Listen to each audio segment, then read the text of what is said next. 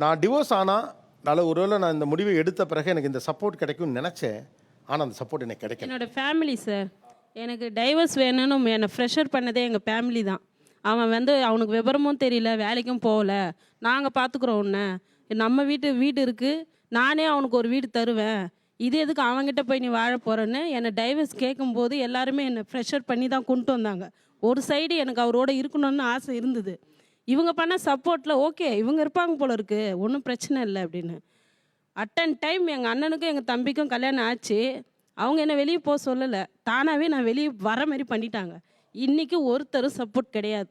Shoe கம்பெனியில் work பண்ணுறேன், சாயந்தரம் வந்து வீட்டில் ப்ளவுஸ் ஸ்டிச் பண்ணுறேன். என்னோடய தூக்கம் 6 மணி நேரம் தான்.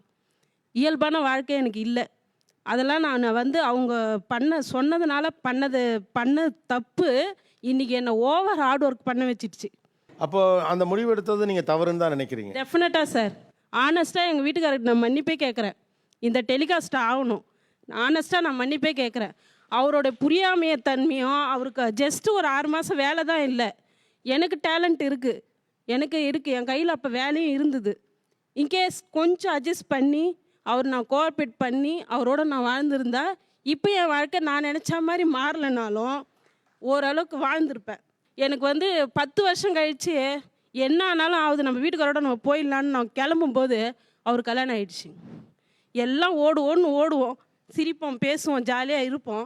ஆனால் நைட் ஆகும்போது தான் அந்த ஃபீலிங் இருக்கும்.